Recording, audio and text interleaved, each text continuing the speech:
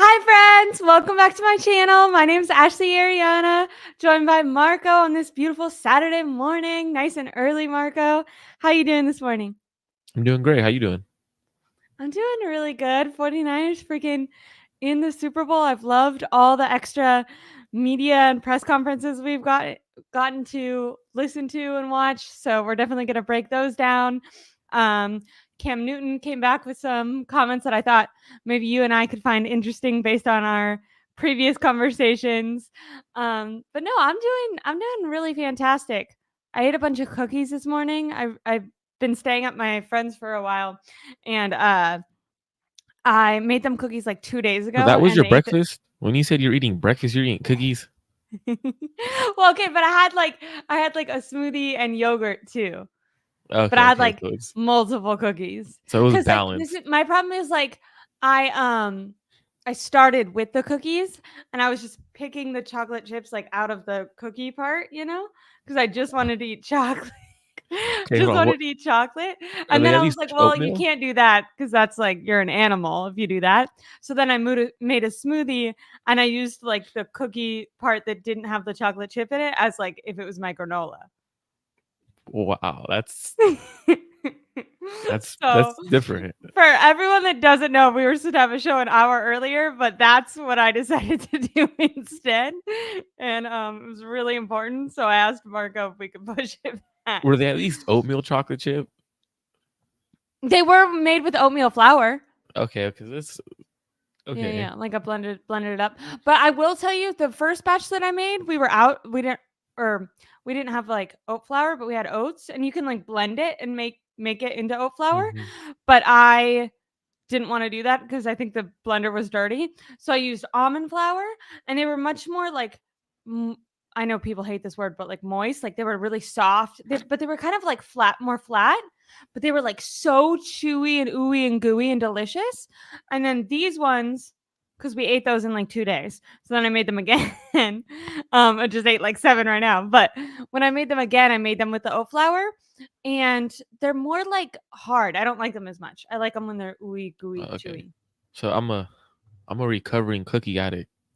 Like legitimately, I'm addicted to I got cookies. you. Like legitimately, I like got you. I got so you. like I haven't had cookies in a while, but I now made you're saying this, I might have to s'mores. make some. I made s'mores tahini cookies. So you get like tahini. Sounds interesting. Um, What's yeah, tahini? tahini. It's like peanut butter, almond butter, but made out of sesame seeds. Oh. My best friend loves tahini. Oh, So it's Middle Eastern. That's cool. yeah, yeah, it's I'm about super to try good. that. It's okay, but when you try, just unless you're a psychopath like my friend who just eats tahini plain, um, it's like it's kind of bitter. It's not like peanut butter or almond butter, but if you pair it with like maple syrup or anything sweet, it's really good. Also in salad dressings, if you put like a ton of garlic and lemon, it's like a good adder. It's like how people make like shit with peanut butter? It's like that, but just like a completely different taste, but super good. Especially if you add chocolate chips and marshmallows. Someone said this conversation is good. I could talk. I could Definitely talk. on I could topic talk for cookies. 49ers. I could talk cookies all day. Like legitimately, like I'm Yes. legit addicted to cookies. So I could talk cookies all day. My dad said he made 2 cakes today. What kind, Daddy? Let me But know. it's I crazy. did put he makes like protein everything. I put some collagen in mine. We were out of protein powder, but I got some today. My wife Um, actually, because I know your dad's a baker, she made yeah, yeah. a cinnamon crumble cake. But then, so we got fresh apples from a family member. Yeah. So she got completely all fresh apples and chopped them up and added it into the cinnamon That's like so crumble cake. That yes. cake is like you're saying, that like moist. How people hate saying Yes. moist. That cake is Yeah, yeah. beyond moist because of the apples are super fresh. It's so good. Like I could have eaten the whole Love that. thing, but I've held off on like not eating the whole thing because I want to savor it. Like I could have ate it all in one night. That's how good I it was. understand. I understand. Are you a donut person? This is the apple thing it's Ooh. reminding me of apple fritters that I was going to ask. I feel like people are on the fence. Like some people are apple fritter people, some people aren't. And I needed to ask your opinion. I mean, apple fritters are good, but I can't have apple fritters anymore unless I get them from Apple Hill because their apple fritters are just different. Like Like it's you've just tasted the best, so now yeah, nothing it's just compares. It's just different. Like it's super soft, super like they're freshly made, like out there. So it's like very different than when I eat them here. But I Yeah. do prefer donuts out here. Like I'm a donut kind of guy. What is your like go-to donut? I feel like some people are psychopaths, like my dad who's in the chat, and he'll get like the ones that are kind of they're not hard is the wrong word, but like they're like old fashioned Old ones. fashioned. I And can't he'll do get that. like those just like plain. And I'm like, what is wrong? I'm like But he like a maple bar. Like I want like a puffy, gooey, like with the maple, which is weird. It's weird for me to be a maple girly because with everything in life, live or die I put chocolate. This was not like a balanced breakfast. I melted chocolate chips in their toaster oven and I poured it on top of my smoothie this morning with my cookies because I had eaten all the chocolate chips out of the cookies, so there was not enough chocolate. But it's funny because you're saying this because everything like you're talking about right now is if my wife would let me, like I would eat like this. Like when she Yeah, makes pancakes, I need a there's husband. That's chocolate what chip. we're. There's legitimately chocolate chips in my pancake because I'm a child. Like I Yeah. love chocolate. I'm a big chocolate guy. But I would say my go to donut definitely. Man, it used to be chocolate, but I do like maple. But Mm, but there's I don't know if you're familiar with Mr. T's, but it was like in California, it was ranked like seventh best in the world or whatever. And yeah. it's in my town, so they have a maple bacon, and that's been my go to. Ooh. Like that one's fire. Mm. That sounds really good. I used to live in San Luis Obispo for like my beginning half of undergrad, and they have this place called Slow Doku. Now I can't pronounce any words, but it's a donut shop that's open like 24 hours for college kids to study. And every 2 hours they have like fresh donut, like the whole place just Ooh. smells fantastic. And like they'll have like little pieces, like they'll make cinnamon rolls or whatever that don't like because they want every donut to kind of look perfect. And so they'll put like the cast aside pieces just like out for free for people. Yeah. Anyways, we can talk about we can talk some football now because I was so interested in I feel like this week, luckily because it's a bye week, there was a lot to talk about.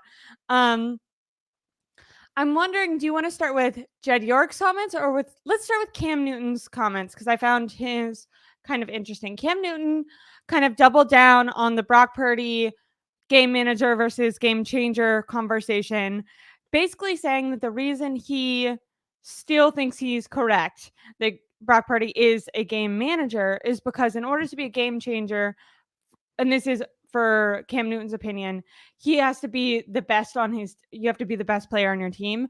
And he said not only is Brock Purdy not the best player on his team, but he's not even top 5 best. Nick Wright, I think, went on First Things First, also went on a show with Damon Bruce, who I know does like 49ers content. He named 5 people. Actually, I think now that I think Nick Wright named 5. I think Cam Newton said he's not even 10th best. So I thought you and I, what we could do is I could ask you, 1, do you think Brock Purdy is best on his team? And 2, how many people do you think are ahead of him, if not? Because I think we both agree that he's probably not the best player on the team. And he's not the best player on the team, but I don't think he has to be. Like that's not what he's designed to be. It's not who he is, and he knows that. Like, but for me, it's literally Brock Purdy. There's a goalpost here, right? This is Cam Newton. Anytime Brock Purdy's proved him wrong, he moves it this way. If Yeah, he's yeah, proved, yeah. and the next time he moves it this way, it's like, bro, Cam, you initially said he's not a game manager because he can't win a game for the Niners. You say this, and then it's like, you know what? He has to win from behind. Okay, well, he did that. Well, you know what? Not If you enough. That wasn't yeah, enough. like it wasn't 5 points wasn't enough.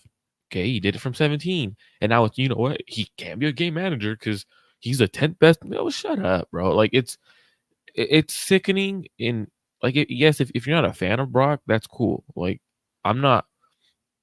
Yeah, you're not Everyone knows even. I'm not Yeah. 100% like, oh, he's the guy. Like he's legit. I think he's a damn good quarterback. I think there's a chance that he could potentially be there. Like I want to see more. But I'm not going on social media like, you know what, he needs to do this. Like, you know, I would just watch what he's doing and he's balling the fuck out. Like he's proven every week, proving me wrong as every week plays, like, and that's great to see. Admit it, Cam. Like, it's fine. Um, is he the best player? No. Is he the fifth best player? Probably not. He might be around like 8, 9 if we did a complete breakdown. I know for sure off the top of my head. Christian McCaffrey. CMC, Trent Williams. Trent Williams. I would I'd have put Debo. Debo. Would you put Debo? I'd put Debo. Kittle. Fred Warner. Fred I Warner. think Charvarius Ward's up there. Nick Bosa. Nick Bosa. So it's like that's already 7 right there. So it's 8 and like you could argue like Brandon Ayuk. We didn't say Ayuk. You could argue Ayuk. Like that's an argument. This is where you start like arguing, maybe. Yeah, that's where you start arguing. What about like I think normally maybe talent wise you'd put Eric Armstead up there, but Armstead's missed a lot of games. Kittle? Yeah. Okay, yeah. So we say Kittle. So that's already like 8 players. So it's like, but it's funny because if you put and any like of we these, have 3 more, like we could easily put him 10. Like we're kind of arguing like 10 to 8. You know what I mean? Yeah. But like there's definitely people who would say that Brandon Ayuk is, better. And the crazy part is you could put any of those players we just named on another team, and they're probably the best player, if not the second best player on that team. Yeah. So it's like I agree. We're knocking Brock for being on a stacked roster now. Like that's what makes a game changer. If we look at Cam Newton's team, his second year, he wasn't the best player on his team.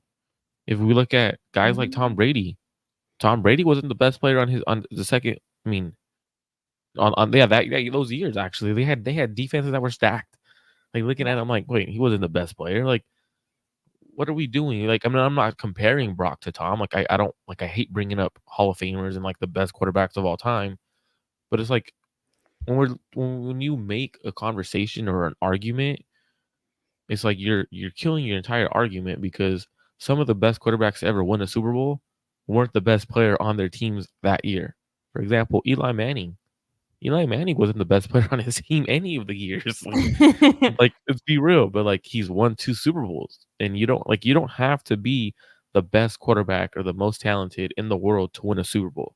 You just have to be a game changer, right? Yeah, absolutely. Like I think that was and I guess this is just like a difference in how we would define these things. But with Cam Newton's comments, for him to be like, well, he can't be a game changer unless he's the best player on his team. I was like, I don't think that's true. Because if we were saying that Chris McCaffrey and Trent Williams are, obviously more, the better players, I still don't think that they win that game without Brock Purdy's legs. And so I think if you put like a replacement level quarterback, just like any other quarterback on the team, they might not have that physical talent that got them to that win.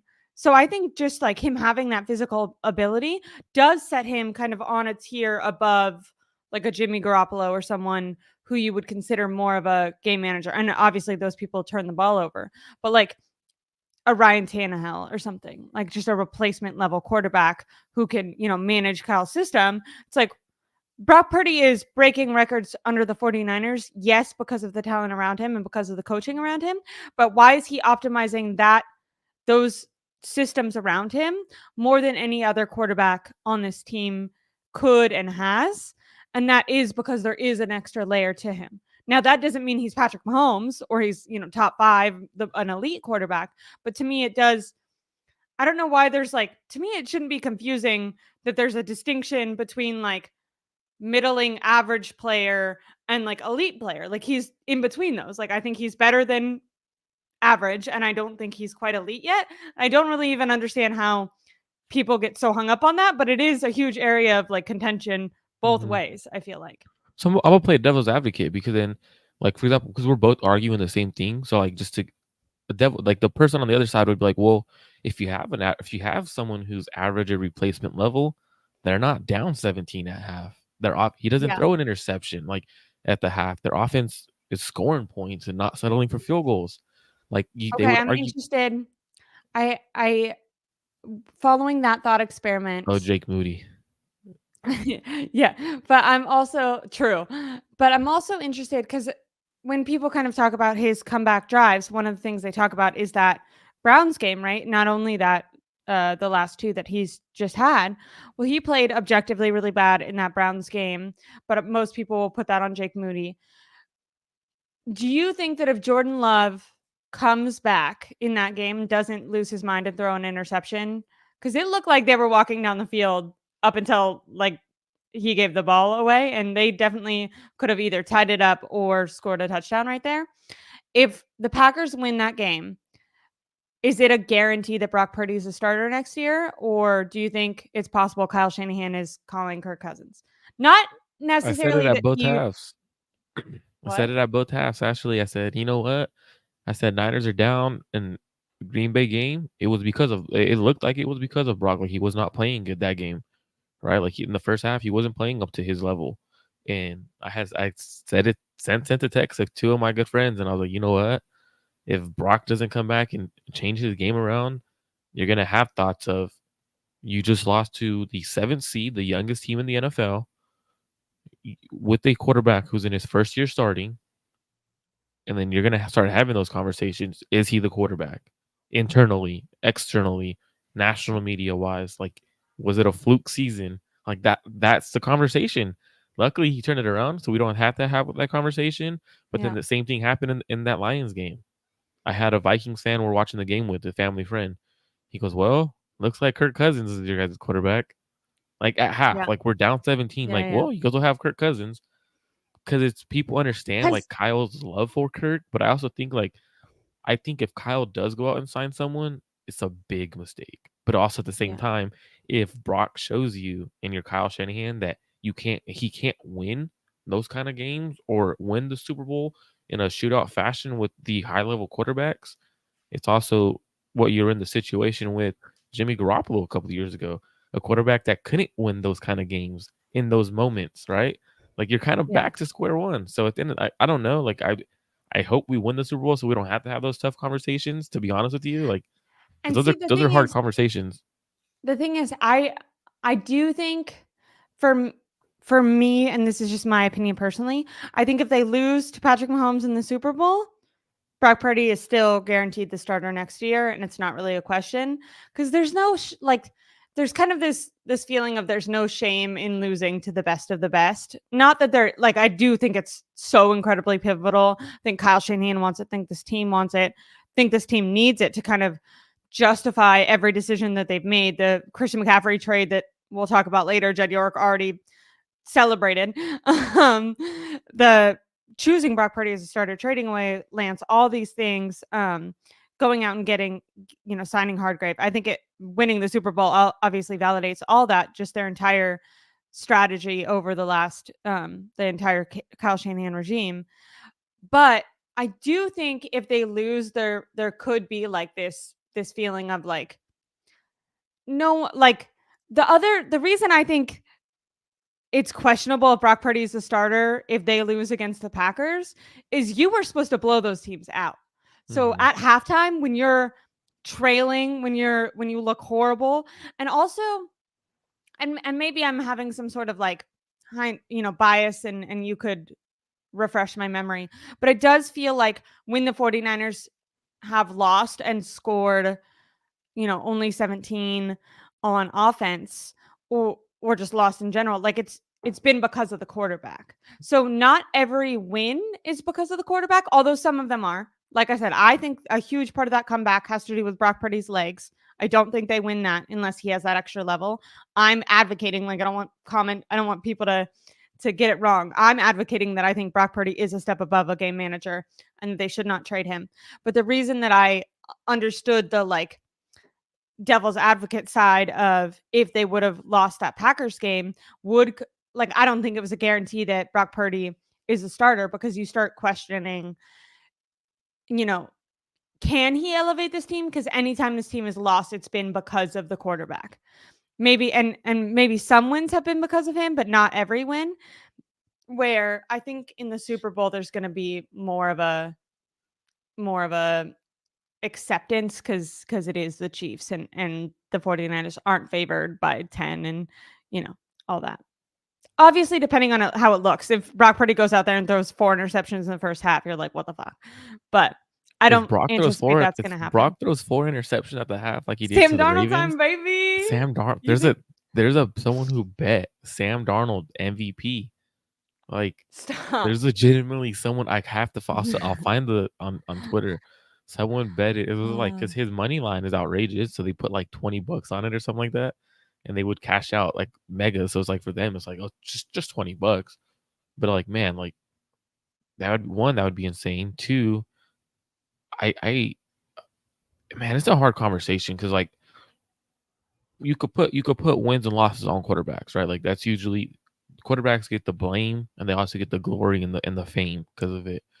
But what doesn't go into Yeah. count is like the game isn't lost on one drive, in my opinion. Like the game is lost on a variety of plays and a variety of drives, not just one drive. Like because for example, if you go back and look at the Lions, we can't sit here and say, you know what, they lost because of this one play, right? Like they were up 17. They lost because of not going for it on fourth downs like 3 times, or Yeah. going for it on fourth downs a Like couple times, Dan not getting Campbell, the field Jared goals. Goff not knowing that Yeah, they were so like playing man, freaking the fumble. Like there's like multiple, and I agree, by the way, when I'm saying that like a lot of the losses happen to be on games that Purdy, turned the ball over or didn't play well. Even within those games, I would also say Kyle Shanahan didn't have a great game plan.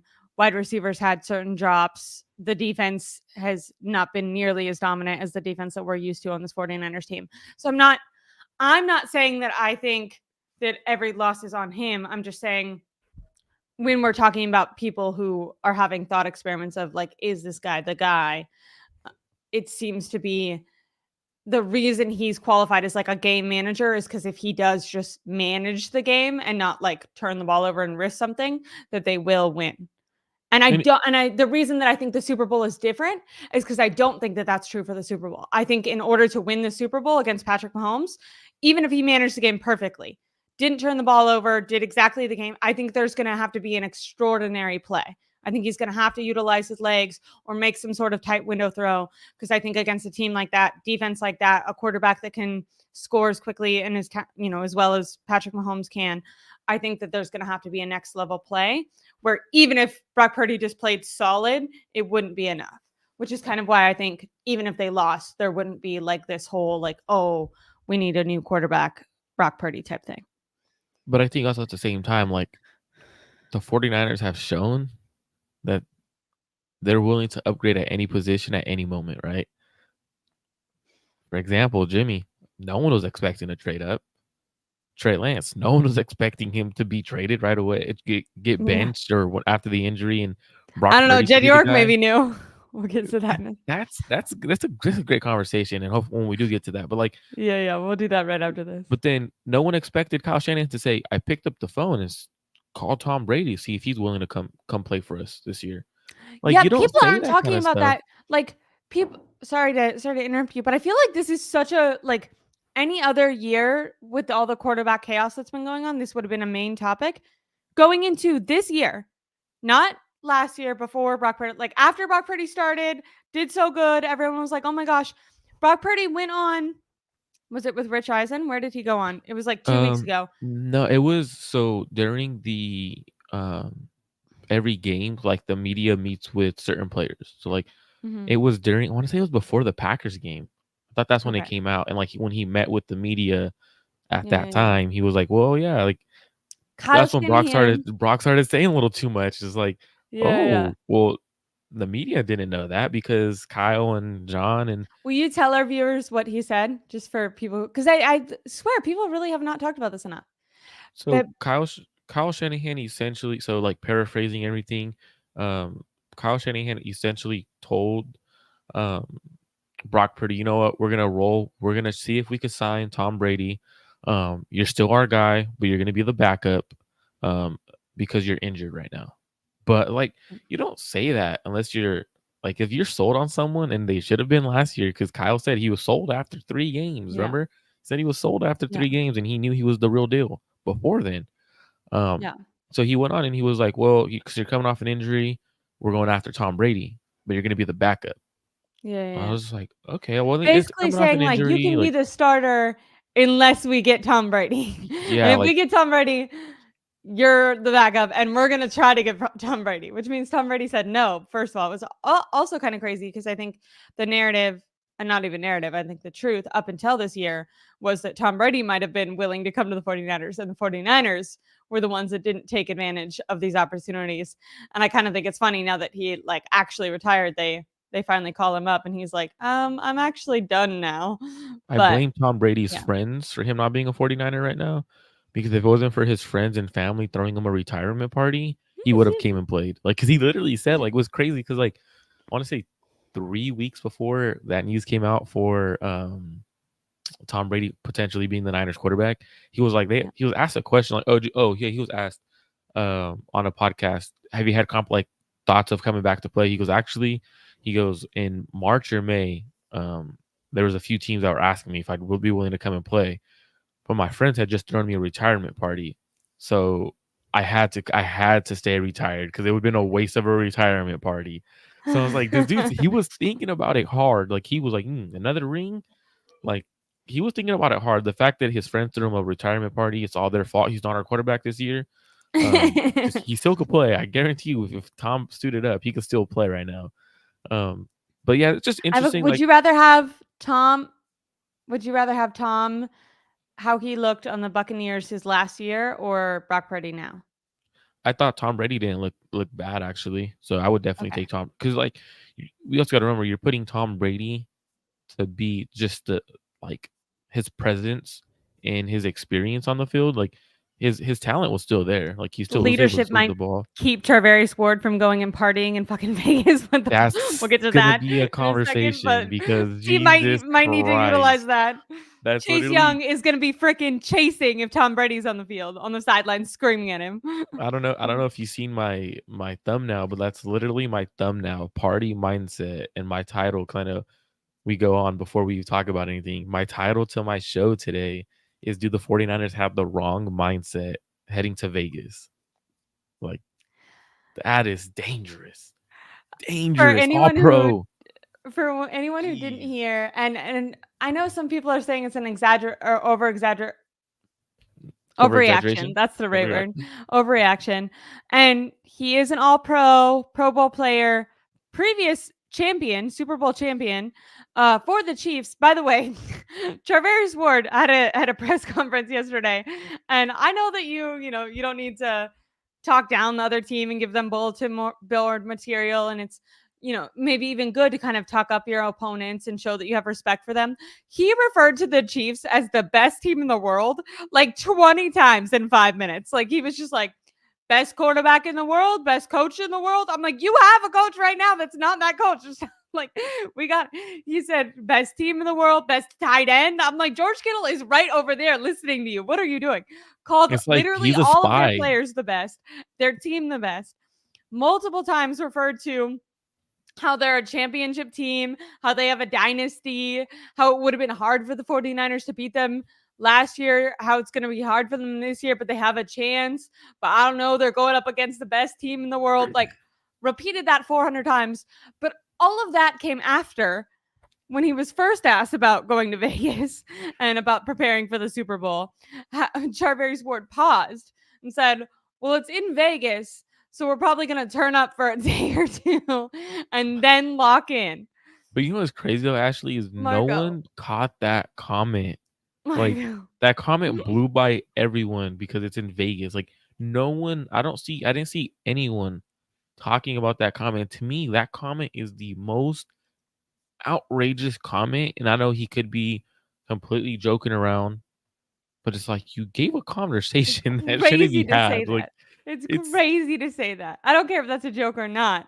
I don't care if he means, like, I saw some people but on he Twitter did being say it's like, because we're in he just Vegas. means like going out with his family. I don't care. Don't No, he say don't mean, that. he does not mean going Also, out with his, he turning up does in, not mean. oh, it's in Vegas, so we got to turn up. Does it usually mean, oh, I'm gonna go like out to dinner? Like, um, especially with I've never heard a team coming off an NFC Championship win going into a Super Bowl using the word effort more and admitting how little effort they played with and how much effort is a priority to them and how they're ashamed of their effort. Like, She's if you're cooking. not all in now, if you're not going, if your effort is on 1,000% now.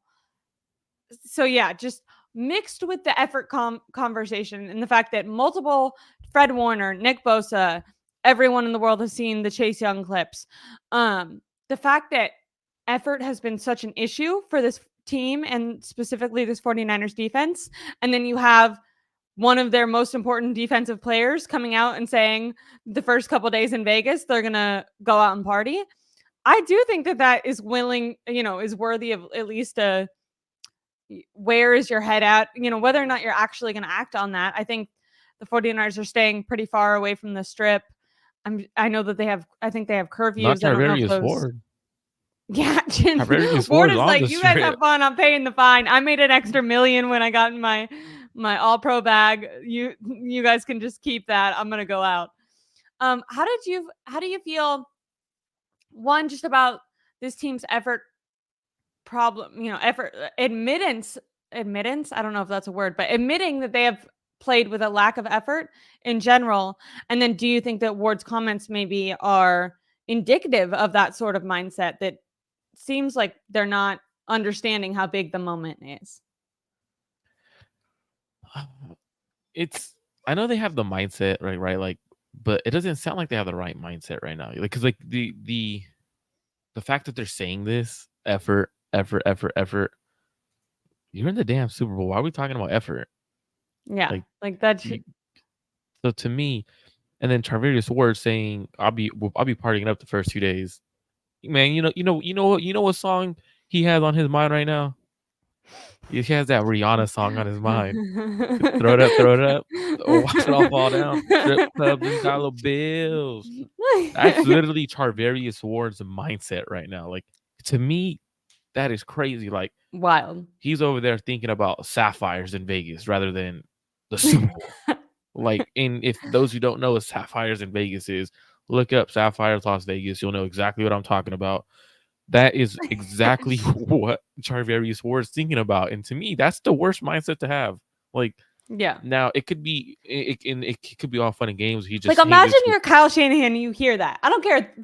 Fun and Kyle's games next to him. Not real at all. Like, I feel like you have to be like fuming. You're like, what the fuck? Like, my legacy is on the fucking line right now, and you're joking about like going to a strip club. I'm gonna stab you. Go get off the podium now. You're Kyle's never at the blackjack. Kyle's gonna be at the blackjack table while the team's at Sapphires. Him and John are gonna be at the blackjack table or the roulette table, making sure they win some money before they leave Vegas. That, like, to me, like, effort and partying in Vegas, like, that is the worst thing you could say when you're playing in the damn Super Bowl. Because I will say I liked. Sorry to interrupt you, but like I liked Kittle. Luckily, kind of maybe saving the day a little bit, had the opposite thing where he said he wants people to keep their exact same routine while they're in Vegas. If they normally party the first 2 days, on a Wednesday, go party. If you normally are out in the clubs, why does this always happen? My laptop is gonna die. I'll let you take over. Oh, hold on, my foot's asleep, so I'm gonna wait for my foot to wake up, and then I'm gonna plug in my laptop in 1 second. I also thought maybe I said that loud enough that my roommate would run in here with my laptop charger, but I don't think she did. But what Kittle said, which I did like, was he was saying, like, on a Wednesday after practice, if you normally do some like body maintenance, weightlifting type stuff, and then you go home, play video games, go to bed, do that same thing in Vegas. Don't all of a sudden go get dinner with your, agent, go out to a freaking strip club because you're in Vegas. Kittle's mindset was kind of like, wait 1 more week. Like, do all of that, like, celebrate as if you're a champion, kind of the opposite of what Jed York said yesterday, right? Act like a champion before. Like, Kittle's mindset was kind of like, understand that you need to be prepared and that whatever you've done every week so far is what's gotten you here. And all of a sudden going, to a strip club before a game or going to the roulette tables or just staying out late in general if you're normally in bed sleeping. And Trevor's word, I don't want to like get on him too much. He talked a lot about we're talking about mindset, but he talked about meditation and positive attitude and stuff. It's very possible he just kind of misspoke wrong or something, or in the moment. He just seems like when he talks, he's a little bit of a maybe not more shy guy because he's willing to speak, but it's potentially he didn't mean it like that, and he was just like on the moment, like, oh yeah, Vegas, like. But if I do know, if I'm Kyle Shanahan, with all the effort issues, I'm going to get to this comment. They were asked a bunch of questions about effort. What are they supposed to say?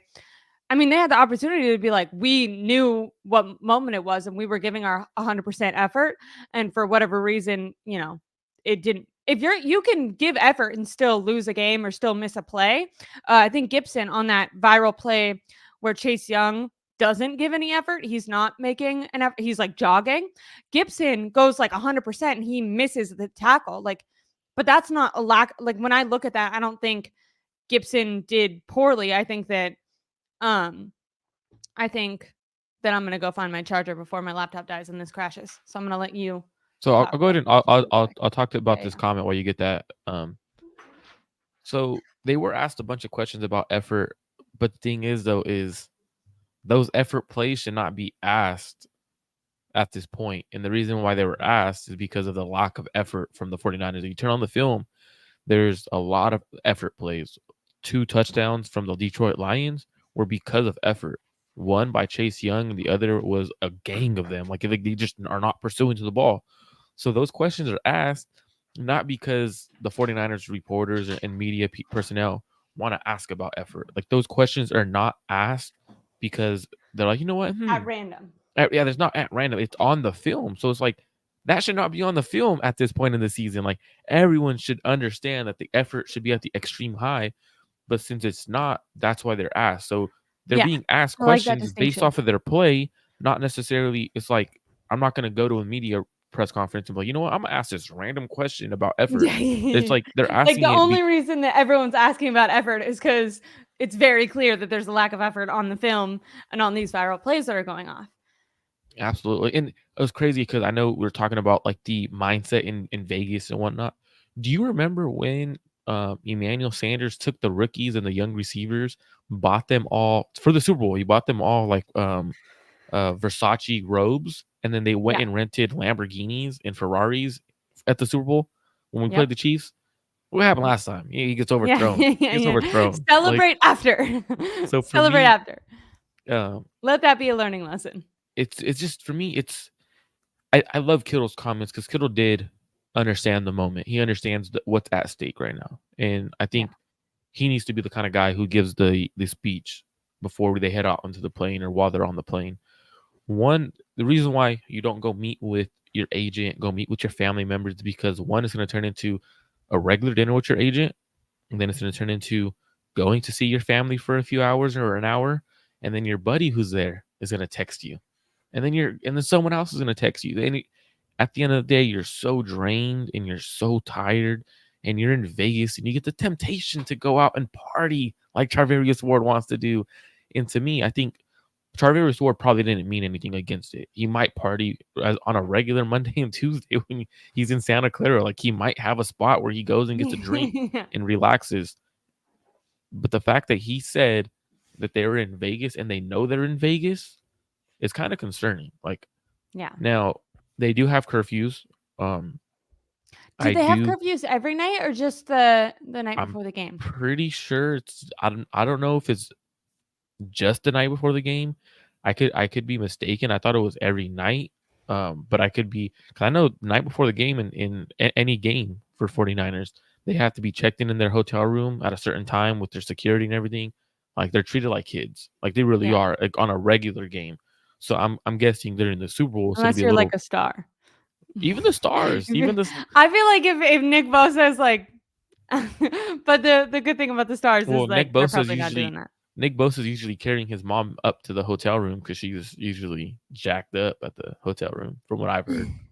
That's from what I've heard. Like she's usually partying it up, and then he'll like. There's been a few times where a couple of fans that I know said that his mom was at the bar at the hotel, and she was pretty enjoying her time, but she could not get up to her hotel room. So Nick Bosa came down and threw her over his shoulder and took her upstairs. So that's what they're usually. That's what Nick is usually doing. So there we go. Nick, why did you leave your hotel room 10 minutes after curfew, I had to go carry my mom up Carry the my mom up, stairs. bro. You guys know how she gets. You guys know how she. um, but no, really quick back onto the Everett thing, because Fred Warner was, when he was asked about it, I found, and there's this line, right? Because you respect their honesty, but you're also shocked at kind of what they're admitting. So when Fred Warner was asked almost specifically about Chase Young's effort, like Fred Warner was not asked, "Hey Fred, your effort is bad," but more so like the team's effort is struggling and maybe you have players around you that are. And what can you do as a team captain to kind of get them in line? And that's when Fred Warner admitted, like, well, I don't really feel comfortable saying something because when I look at the film, I'm also aware that I'm not giving 100%. And I just feel like, I think that that's what, when we're talking about effort, we're kind of And that was shocked from by, Fred. is like, what do you mean, gonna probably be in the Hall of Fame level linebacker, Fred Warner? You're in the most important game of your life and you're not giving 100%. Like, if you're not giving 100%, then like, when are you gonna give it? I don't know. I think that I I think it was Guy Haberman. I know that they have a podcast, but he did like a show from Levi's last week, and he kind of said after that media session that he had never heard a team that was going into the Super Bowl that was struggling with effort and admitting to struggling with effort as much as this team had so far, and that hopefully this is a thing in the past that, if they come out 100% in the Super Bowl, no one's going to be like, "Hey, remember when they struggled with effort?" Like, that won't be a question anymore. But it is shocking for kind of all these different players to not only like say, "Yeah, we see that," but admit to their own standards that they were not living up to it. And they're not saying, once again, I think there's a distinction between, like, you can play with 100% effort and still make the wrong play. Gibson, on the specific viral clip of Chase Young not giving effort, he's kind of like chasing Gibbs and smacks Gibbs on the yeah, butt Gibbs, while he's right? running Yeah, by. yeah. And Gibson tries to tackle him and he goes 100%, but he takes a wrong angle and just completely misses him. And for him, you can get on him for like missed tackles and missed angles. But what you can't do when you look at that play is say he wasn't trying, because he's like very clearly trying. And I think the thing that is most concerning, if you're a coach or a fan of the team and you're watching this film, specifically if you're like a coach Chris Eric, Coach Steve Wilkes, Kyle Shanahan, if you're looking, and when a guy is giving 100% and does it wrong, you think that you can teach them better. You can correct the mistake. But if you look on the film and you see people who aren't trying, like they're just not caring, like Chase Young has no reason. There's no reason he shouldn't be trying. He's never been on a team this good in the NFC Championship game, playing next to Nick Bosa, playing on a top defense in a contract year, playing for a contract. Like, has an opportunity to get and win a Super Bowl. Like, there's no reason for you to be jogging on that play. And I don't mean to pick on him because, once again, Fred Warner admits on that play he's not giving 100%. So there's more people than just him. But I think most people have seen that clip, so it's like a easy thing for people to visualize in their mind. And I just want to keep reiterating, my problem isn't not that it's not, trying and failing still is bad, but I feel like that's an easier pill to swallow. You can It's just try and fail and be like, okay, that's the as a thing in the since you're in like coaching first grade, right? Like, in the coaching world, they would rather see a player go 100 miles per hour and miss the play or make the wrong play or be in the wrong spot going 100 miles per hour because it's more so it's not an effort thing. It's just, hey, we're just not good enough kind of thing. Like, hey, yeah, they're better than us. That we can't see. You cannot say anything when you're going 100% or 100 miles per hour as fast as you could do it, and the other team beats you because you're just, hey, you know what? They're better than us. Versus if you're not trying full and they beat you, it's like, well, we could have had them. Hey, yeah. Fred, And that's if been you would have such a played a thing little with the bit harder, 49ers. Fred. That's such a thing with the 49ers under Kyle Shanahan too, right? Is like this belief that like we are the best team, but because of XYZ excuse, we, couldn't prove it. And it's like, okay, you don't get to, like, this year, you don't get to do that. You don't get to like, you don't get to not show up in the Super Bowl and be like, well, if we would have tried a little harder, like, no, give 100,000 freaking percent. Like, now or never. What are you doing? How do you not understand the moment? And I the crazy guarantee, part is even though his game plans have been spot, like, up and down during these playoffs, I guarantee Kyle Shanahan understands the moment, and whatever he's doing, it's not for the lack of effort. If anything, I think he overthinks it, and that's kind of why his game scripts have been kind of weird in the beginning. Because I think he's thinking so hard. Maybe maybe Kyle Shanahan needs to make his players play harder, and he needs to take on some of that. Let's go to the strip club and relax for a second. Because I think he probably writes 200 game scripts and gets two in his head about it. Maybe he needs what was the place that you said? Sapphires. Sapphires. He needs to go to Sapphires. So I do want to address Al Bundy's comments because he did have a couple of good comments. He did say how Yeah. I'm pretty sure everyone parties pretty hard after the conference championship games. You always hear that someone forgets to keep it hush hush, and then he says how he bets that they have at least 2 days off after the win. They did. We're not talking about after the Yeah, we're NFC talking about championship. You can go do what you want to do after the NFC championship. You just won. You that have already happened. every team does get their 2 to 3 days off. And then they come back to practice because they have the long period of the Super Bowl. Charvarius Ward is saying he's gonna party in Vegas. The team's not when in they Vegas get there, yet, which is they're not like in a Vegas week and a yet. half. That's like 10 days after the championship So game. for me, it's like it's not necessarily about partying in after the championship game. It's about going to. He wants to be in Vegas. Like he literally said, like he wasn't not like, just oh, I gotta celebrate the championship game. He was like, oh, we're gonna be in Vegas. Like he, for some reason, the way he answered the question, it was just hilarious because the way he did it, he was like it dawned on him that he's gonna be in Vegas, and then like as soon as he had that thought, he was like, oh, like we're gonna turn up because we're in Vegas, and you're like, why are you like putting this all together right now? So this was his exact quote because it may sound like because we're paraphrasing, so I'm gonna read his exact quote. Well, this Super Bowl is in Vegas, so might turn up a little bit the first day or two out there, but after that, really just locking and focus. And that was after he was asked on. He was being super authentic, super real, but he was asked about like what's the mentality going into the Super Bowl? Like what is he trying to do? That's an Is he keeping the insane routine? answer to give when asked about your Super Bowl mentality. The fact that he started it with it's in the Super Bowl's in Vegas. Like this is a boys' night out. Like that's what I'm like, bro. Like no, but I know you were right before I read the comment and talked about we were talking about mindset and effort.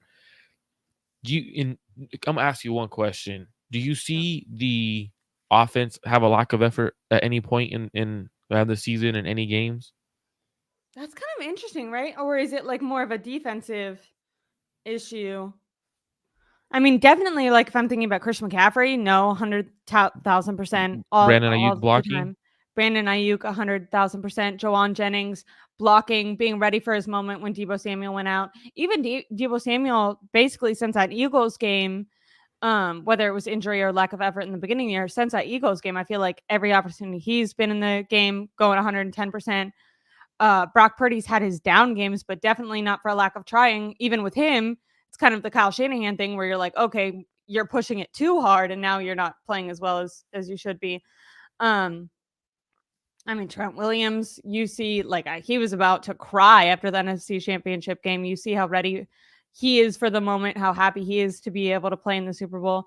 No, you're right. It does feel like a defense, and maybe I'm missing someone. Do you have someone in mind asking that question, or do you think it's more of a defensive thing?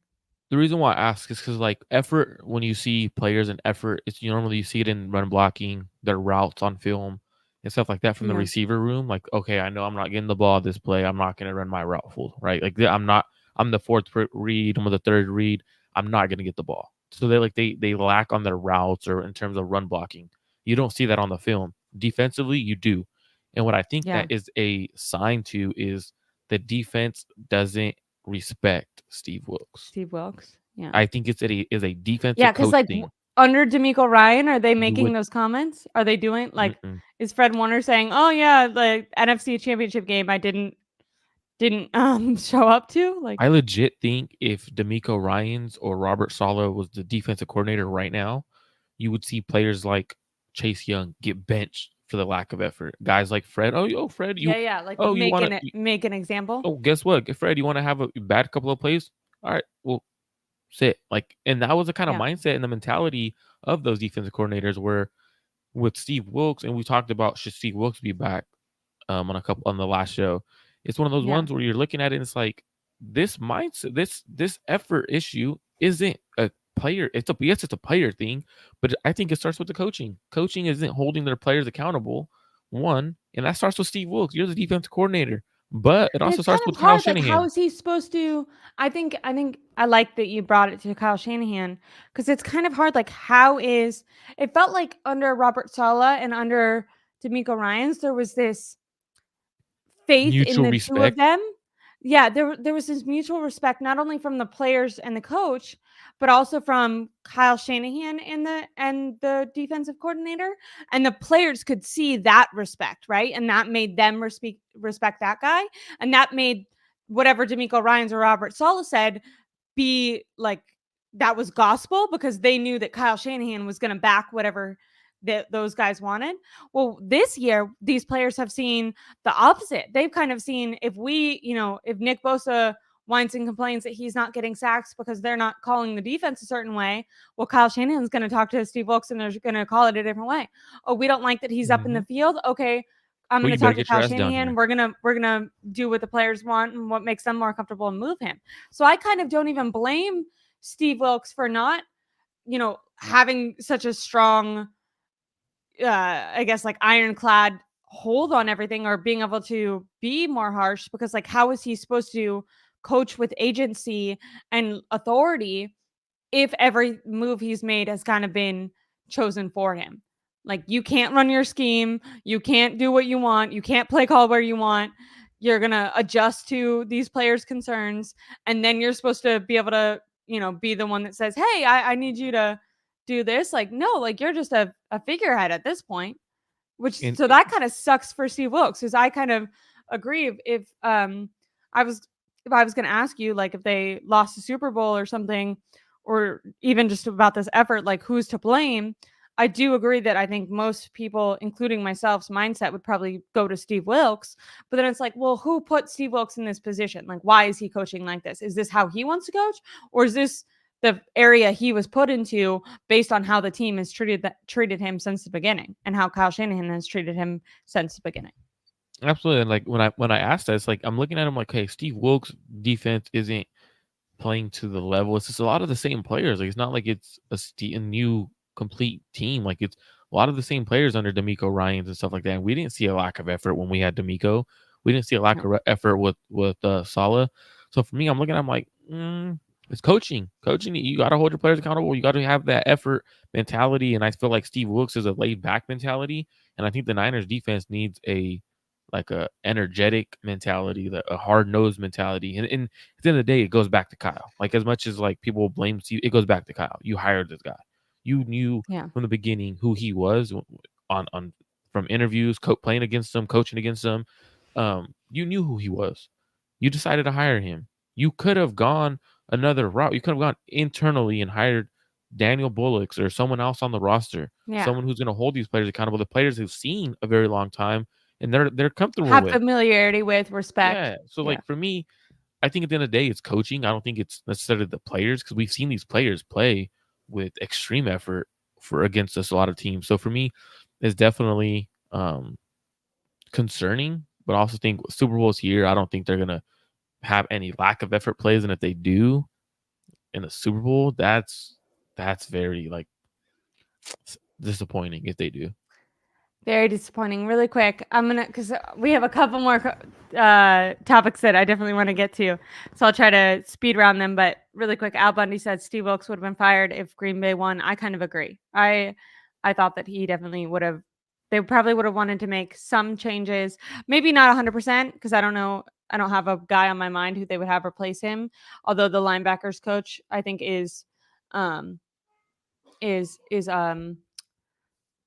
someone who they would have considered. But yeah, it just seems like all year, whenever there's been down games, Steve Wilkes literally has been the guy who's gone out and had to wear it, even in press conference, like not even figuratively, but he actually had to go out and kind of apologize for their down streak when the 49ers offense was scoring 17 points. which I thought was ridiculous. That was Kyle Shanahan and the Very like 49ers left him to die dry. because, like, Very, very legitimately, good. when he went out to that press conference and he apologized, like, "Hey, it's my fault. Like, it's all on me." Like, wait, on you? Well, hold on. You held Cleveland to, so it was like 17 points. You held Minnesota to 22, and it was a bad game for the defense. The offense, hold on. The offense, you just scored some damn points. Like, let's be Yeah. real. Like, that ain't just on you. Your defense is yeah, your defense isn't playing up to expectations, but it's not like we were getting 35 points hung on us. Like, it was 22-17, and the other one was a low scoring game too. So it's like, no, it's not just on you. But the Niners ate it up. Hey, you be the scapegoat. And I think that's what sucks for Steve Wilkes. I was just looking because I thought that I took a screenshot of it, but I think it's that Kansas City it might be either 0 or 1. It might be Buffalo. I can't remember how many points Buffalo scored, but I think that they have not um lost to, like, I think they've held teams to, like, the 49ers would have to score over 24 points. Yeah. If Kansas City scores 24 points, they win no matter what. So their defense has kept other teams to under 24. I hope this is Yeah. right. So Yeah. 14-0. It says. So from what I'm like, so I think the similar stat. So the Chiefs have held opponents to 21 points or less in 17 of their 20 games this season. The other 3 games, they're the teams that they played who scored 24, 24, and 27. In the 3 games the Chiefs gave up 24 plus, 24 or more, they've lost or something like Yeah. that. Like, anytime they've given up more points than 24, they lost because their offense hasn't put up points. So it's like, I think that's a similar stat that you're looking at, right? Yeah. I just found that kind of interesting when we were talking about Steve Wilkes and how this defense will have to contain this Chiefs offense. It's a different Chiefs team. This Chiefs team is kind of winning these lower scoring game, lower for them, because I'm talking about the lower 20s. These lower scoring games where previously when we think of the Chiefs, we think of a more offensive team that's scoring in the 30s, mid 30s. If this 49ers offense can keep up against a very, very talented Chief defense, it's going to be interesting to see how this Chiefs offense is able to score on this kind of struggling defensive team right now that we have. It's kind of interesting, like going into every other Super Bowl when we talk about 2019, the defense is by far the more dominant side of the team for the 49ers. And this definitely feels like if the 49ers are going to win, it's going to be more of a, I don't know if shootout is the right word, because, but more of an offensive talent. The offense is definitely going to have to carry the defense, I think, for the 49ers. I'm not sure, and maybe this is too soon to say this because we're going to stream, I think, again, but my early, giving it away, my early prediction is I don't think the 49ers will win the Super Bowl. I think the Chiefs will win, and the reason I think that is because That's bold. the Chiefs have Andy Reid. They See have you guys later. I'm out of here. Patrick Mahomes. They have Patrick Mahomes, and they have a better defense. Right? Like right now they have a better, I know this maybe is a little bit like but off hold on. topic, but I feel like I'm gonna since do we were something talking for about you. Steve Ashley, I'm Wilkes. gonna do something for you. This is Ashley, as someone who is analyzing football, not the fan. Because as a fan, who do you think's gonna win the game? The Niners. All right, so I just want to put that out there because I do the same thing. This is me analyzing the game. If you ask me, the fan, I think we're winning the game. Like, so I want to make sure I put that out there because you're analyzing the game right now. The fan in you is Before I not get tomatoes talking. thrown at me. Yeah, because I do the same thing and people like get hella mad. I'm like, hold on. Let me be clear. I'm analyzing right now. I'm not the fan. This is me with my analyzing hat, like trying to actually talk football. Like, let's be unbiased, and you're being unbiased, which you should be doing.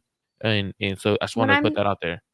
when we're talking about this defense, because that's kind of what I was trying to transition with Steve Wilkes to this Chiefs team.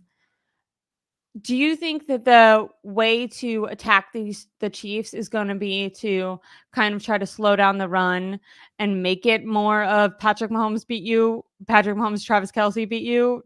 Like, what do you think is the game plan for slowing down this Chiefs team, if at all possible?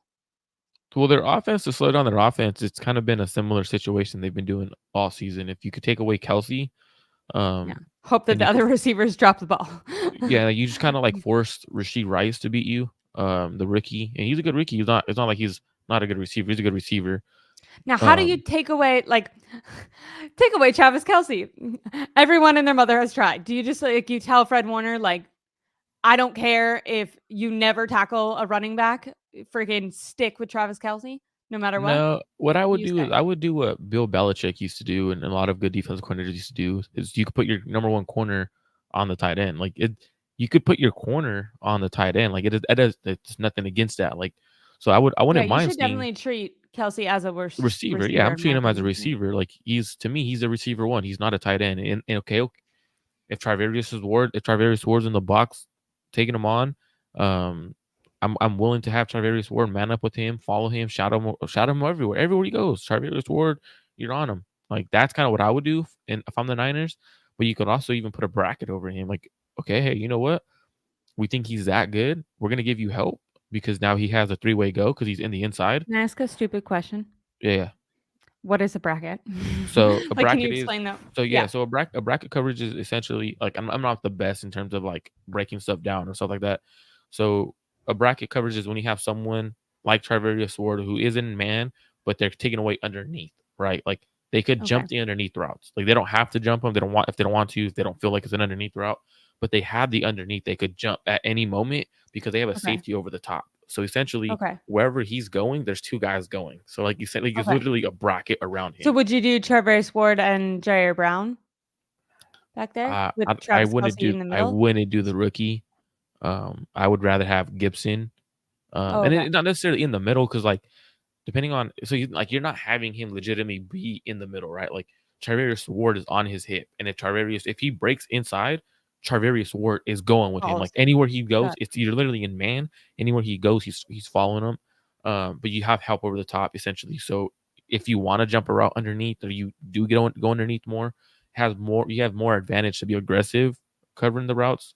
You're kind of potentially like double teaming them in a way, but like that. it's called like bracket rather than double team because if you have essentially what a double team is two guys on you, but the terms that they use and stuff like that is bracket coverage. So I would throw a bracket coverage at him. At I wouldn't necessarily throw a bracket coverage at Travis Kelce unless it's third down and he's whooping on you. I think you man up with Trivarius Ward. What I would do on the other end is on key down, like on first down, second downs. Now, Um, don't the 49ers defense normally plays more zone, right? But you think they man play is a lot of smarter zone. Um, against the Chiefs? I would go man against the Chiefs right now because they don't have the weapons to beat you. Like they don't have the Tyreek Hill to beat you anymore. Like you're gonna get beat by Richie James. Like I'm not scared of Richie James. Like please throw to Richie James because he's so for me. Travis Kelce man him up with Trivarius Ward. And then with Rasheed Rice, like to be honest, I would go complete Bill Belichick on them. And what I mean by that is Bill Belichick used to, you know what I'm gonna do? I'm gonna put my best man he used to do two different things, right? He used to put his best man on your second best player. So, for example, he would put Trivarius Ward on Rasheed Rice, and then he would bracket um, and double Travis Kelce because the Okay. best player is getting doubled because your best player, your best corner should be able to take away their second best player without any Yeah, help. yeah, yeah. So Yeah. that's Bill Belichick's mentality was take away their second best player with your number one, and then double team their second best player. You could do that, but what I would really do is, you know what? I think Demo could handle his own on Rasheed Rice, and if he needs the Yeah, help, I then you like that. bracket that. Like so, I would man up and I would put Charvarius Ward on. He's better against bigger, slower guys, anyways. I would put him on Travis Kelce, and I would let him go to work. Be as physical as you can. Be as physical as you can. Um, try to stop the run. If you're in Now, I was going man, to say, now, obviously, this Chiefs team has been pretty good with their run with Isaiah Pacheco. Do you think if you're still trying to stop them, do you think that what is more important, putting all your energy on the pass or stopping the run? I'm stopping the run. But at the same time, is And do you if you're think that the putting 49ers can do that? Because they've really struggled against the run. And it's a Pacheco's been pretty good. Pacheco's gonna get his. He's a good running back. Yeah. But when you look at it in the past game, the receivers for me just aren't like not really dangerous. They're not scary, but it's also Patrick Mahomes. Like Yeah. Mahomes, like so it's Yeah, like yeah, yeah. I think the best way, honestly, the best thing to do right now against Mahomes at this point, without having like a true receiver one and Travis Kelce being your true one, um, I think you gotta like press. You gotta send a lot of blitz. Like I think that's kind of like the key to beating him right Oh, now. Steve Wilkes come back, baby. So I it's know we the sent you away. We told you you couldn't come out, but now we need you. so for me like, but the thing is Steve Wilkes like he doesn't disguise anything blitzing wise. Like No. he's literally like to me, and that's easy. Like you, if you're telling Patrick Mahomes, hey, you know what, Fred Warner and Drake Greenlaw coming through the A gap. Okay, well, guess what? I'm on audible. You kind of see it. Like you have to be able to disguise your blitzes too. Like that's for me. Like that's been a concern. It's like we don't disguise blitzes. Like it's hey, I know who's coming. It's either Fred or Dre. Like so for me, I think one of the things that the Niners need to do, take away Kelsey. I would put Trevor, and this is just me. Like in terms of if I was Yeah. defensive coordinator, if I was calling the game, taking away Kelsey with Treverius Ward, who was really good on bigger corner or bigger receivers. That's what Kelsey is. He's just a big receiver. You could either double Rashee Rice or put the Demo on him. And you're in man, so obviously you can't be in man all game. So you could have a lot. You could still align as if you're in man. For example, the Niners play against the Detroit Lions where do you remember the play where Jared Goff threw it and it like Fred Warner looked like he was gonna get an interception on fourth down, like 4th and 3 or something like that. Yeah. Yeah. So they actually disguised that as man. And so what happened was is they had Drake Greenlaw lined up out wide. And normally, you know, when a team's in man because that player is following his man across the Yeah, field yeah, and yeah. stuff like that. They had Drake Greenlaw on, I believe it was Jahmyr Gibbs out wide. Jared Goff motions him, and they're running mesh, so Oh, I everyone's saw that. I crossing. know exactly what clip the NFL Films just put it out, right? So I don't know, did they? I think I Purdy think so. probably Yeah, did because yeah, it was go like ahead. a perfect play call against the perfect Excellent. play call. Like Yeah. so Keep going. they're Sorry, running. I didn't mean to interrupt Yeah, you. you're good. So they're running mesh, which is crossers trying to actually have a mesh point where you get a lot of junk in the middle, and you're able. It's a great man beater. Jared Goff and the Ben Johnson led offense called a great man beater. They thought they were in man.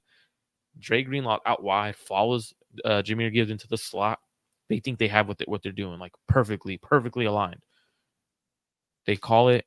It looks like they're in man, but they drop into zone, completely drop into zone. Like everyone from where they're at doesn't matter. If Dre Greenlaw was out aligned wide, he's carrying his zone out deep. Whoever's in the slot is carrying that zone, that hook and curl over the middle. So like they aligned it perfectly. They thought they were in man.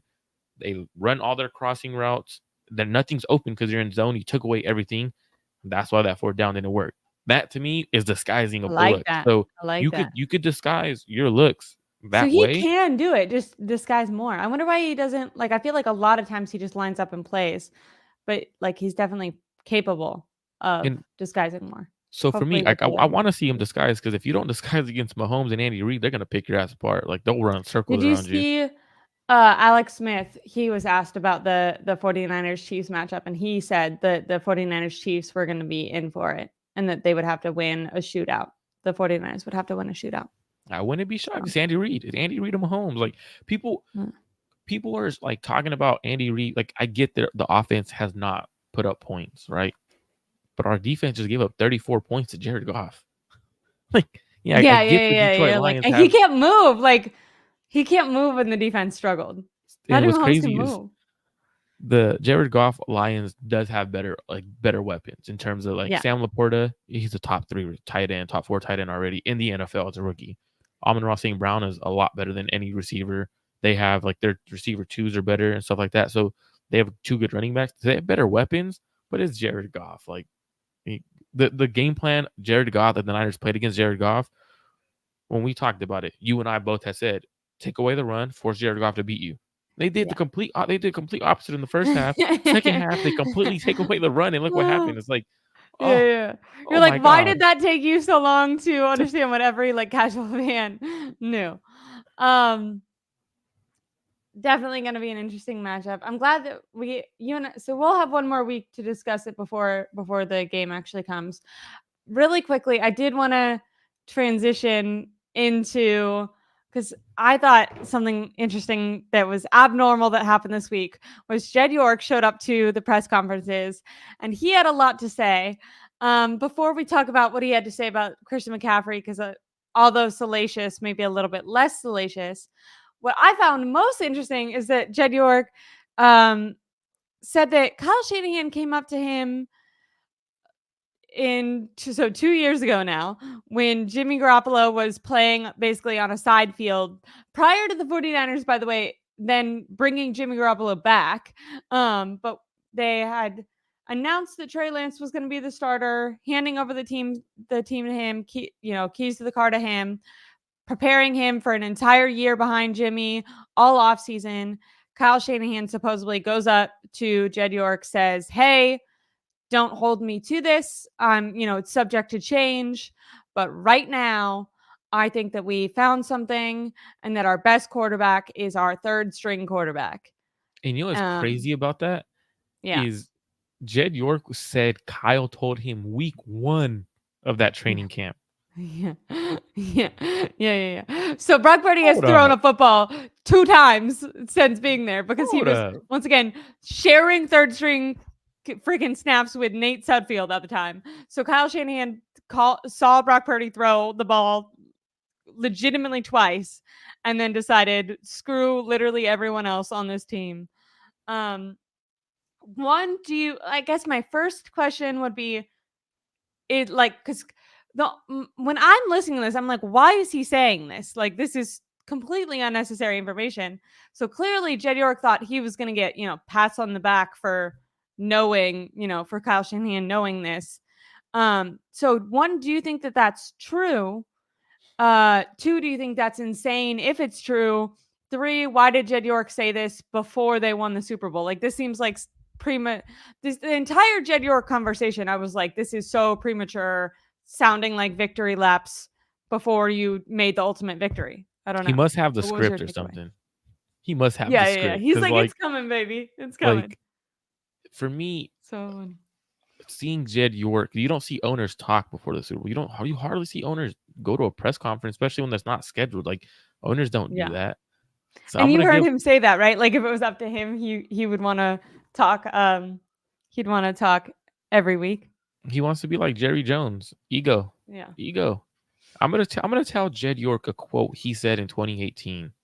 Champions behave like champions before they're champions. Behave like a champion. What the hell are you doing at a press conference talking about shit like this? Behave like a champion. Yeah. You should not be there. Like, No. I did not like him being there. One, like showing up and like, hey, I'm gonna do an interview. I'm gonna give you all this tea before the Super Bowl. And then talk about the Brock Purdy situation. It could be true. I'm not gonna say it's not true. It's a wild story because he said week 1 of training camp. Like, week 1 of training camp, Brock was barely throwing. Was he the smartest quarterback? How can you say he was the best quarterback if you barely saw him throw? Smartest quarterback week 1. So they've had what? 2 they've had like 2 meetings. He's shared he has shared backup snaps with Nate Sudfeld. Like, yeah. So like that's where I'm Wild. shocked. I'm like, wait, week 1 of training camp, like they didn't do much week 1. Like normally week 1's simple install. What are we? So for me, I'm like, wait, Jed, are you sure it Most was people week aren't 1? there Like, yet. Like, yeah, like that's like not required for like 90% of the veterans. So for me, I'm like, wait, Jed, are you sure it was week 1? Like he could be wrong on terms of timeline. Like Yeah, could have maybe been, just like getting the timeline. yeah, timeline could have been wrong. But I also think it's like, well, Kyle, if he was your best quarterback in 2022 last year, Why would you? Why Why did they? didn't he Because just this was start? supposed to be before. Not only why didn't they start like ahead of This is Trey before Lance, Jimmy came but back. also exactly they kept like instead of like if Kyle Shanahan in his heart of hearts thinks Brock is the best quarterback, better than Trey, but we just traded up for Trey. We gave the world to Trey. Trey has more maybe potential and talent than Brock. We've already decided he's going to be the guy. You would at least think that you would then make Brock Purdy the backup quarterback if you had that much faith in him. But no, they still then brought Jimmy back and signed Jimmy and kept Brock Purdy as the third string. So you look kind of dumb if you really did think this was your best guy and you were like, yeah, he's the best guy, but we're going to keep him as third string. Like, Yeah, I just can kind of understand keeping him behind Trey just with everything that they gave up for him. Because if you're wrong, if he goes out, if you're like, oh, he's the best in camp, and then he goes out and lays an egg, the whole world is. I mean, they already got this when they traded away Trey, and Brock Purdy ended up being good. So imagine if Brock Purdy ended up being bad, and they had kind of banished Trey to back up. So I can kind of see Kyle Shanahan being like, I have this inkling, but like obviously we haven't seen it in games, and who knows? I'm going to give Trey his opportunity. But in my head, if you really do believe Brock is the best guy, but you're just not confident in it, then you at least make him your backup. Keeping him as like re-signing Jimmy. Didn't they give him like 16 million or something? no. I think Giving him they restructured it to make it like 9 or something. okay. Well, but still, like paying Jimmy the highest paid backup quarterback at the time, level pay, like and keeping your the guy that you hypothesize might be the best as third string. And supposedly, right when Trey went down, then Jimmy went down. Wasn't it in the media that they called Drew Brees, they called Ben Roethlisberger, they called a bunch of people, right? So it's like if you have all this confidence, you should be like, hey, I'm gonna my sit guy back that and let I you finally cook. believed in is freaking gonna get his opportunity. But instead, you're trying to call these guys that don't have arms that work anymore that are 85. So like, I don't know. You can come out, Jed can come out now like he had all the confidence in the world, but he definitely didn't act like it. See, I want to just sit back and let you cook because everything Sorry. you're saying is exactly pinpoint to the T. Like everything, everything they did was like, wait, you're gonna come out and say this now? Like, oh, it's great that you said that now, that then, but everything you did, like for me, I'm an actions speak louder than words kind of person. Yeah. All your actions pointed to Brock wasn't the best quarterback on your roster. Yeah. Keeping Jimmy Garoppolo when you have the best quarterback on your roster as your third quarterback, the cheapest quarterback actually, that money financially could have went to an offensive line position, defensive position. Like we could have used that money, right? But instead you didn't. Then like everything they did, but didn't Kyle? There's a man three. I want to say Kyle said when he knew Brock Purdy was the real deal, and he said it was after 3 games. Yeah. Yeah. Was it after 3 games or was it after week 1 of training camp? You tell me. Yeah.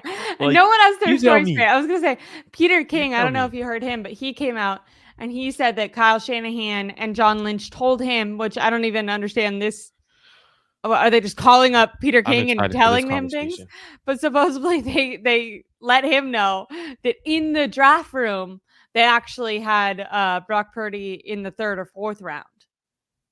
No, they didn't. Want to know who did? No, they didn't. Brian Greasy. Brian Greasy, the quarterbacks coach. Like, let's give the Yeah. one thing we're gonna do is give credit where credit's due. Yeah. Kyle Brian Gracie's Shanahan. sitting back at home somewhere like, you Hey, what you say? guys wouldn't have shit if it wasn't for me. Brian Greasy's like, hey, what you say? Fuck me for? What you say? Fuck me for? Yeah. Like, legitimately, Brian Greasy has been on record saying, I'm the one who brought him to the attention. Kyle said it. John said it. Adam Peters said it. But we're going to sit back here and be like, you know what? No. It was all Kyle Shanahan and John Lynch. Oh, bullshit. Give Greasy the credit. Y'all don't want to give him the, like, people. That's to me what bothers me. Is like, why are you afraid of, like, your ego's so big, you're afraid to give the quarterback coach you hired who didn't want to be a quarterback's coach, and he find the quarterback for you. You got lucky he found you a quarterback because you missed on your third overall pick. Like straight up, like to me, that's just one is bullshit because all their stories don't add up. And I know you when you talk to media, you're not giving them the full truth, but you called Ben Roethlisberger, Drew Brees, Phillip Rivers at one point. So it's like you called all these quarterbacks when your quarterbacks went down. Why? You had the best. You finally had the best quarterback on your roster to play. So to me, that's what I'm confused. Like it just doesn't add up.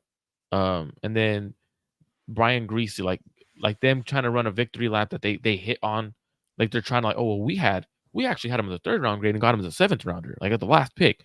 We feel great. Is it also like is this Don't fair? Like believe it. my takeaway, like I just kept thinking this entire thing is so premature. Like Jed York basically went up, said, you know, we've always basically talked about Brock Purdy as if not only he was the franchise guy, but just like this elite playmaker. And I'm like, he has not won a Super Bowl yet.